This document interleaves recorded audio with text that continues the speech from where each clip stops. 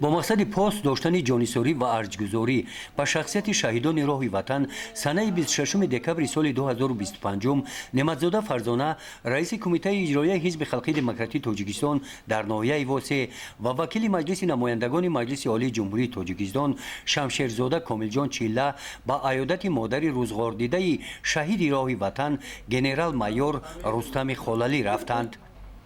عیادت کنندگان با مادر شهید راه وطن صحبت صمیمی نموده همزمان از آثارخانه شخصیت زنده‌یاد گنرال مایور رستم خاللی که در راه نگهداری آسودگی و آرامی و یکپارچگی تاجیکستان سینه سپر کرده جانسوری نموده است بازدید نمودند. ضمن صحبت وکیل مردمی شمشیرزاده کاملجان چیله ابراز داشتند که فداکاری‌های فرزندان شجاع هرگز فراموش نمی‌شوند. او سخنان پیشوای ملت محترم امام علی رحمان را یادآور شد که ما هرگز فرزندان شجاع وطن را که جان خود را برای صلح و آرامی جامعه و امنیت دولت نثار کردند فراموش نمی‌کنیم. قهرمانی های آنها در صحیفه های تاریخ ملت با حرفهای زرین ثبت خواهند شد.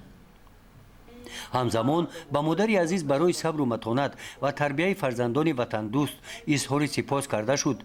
این اقدام همچون نشان احترام به خدمت‌های فرزندان شجاع و ارجگذاری به قهرمانی جوانان است که برای صلح و ثبات تاجیکستان جانفدایانه مبارزه بردند.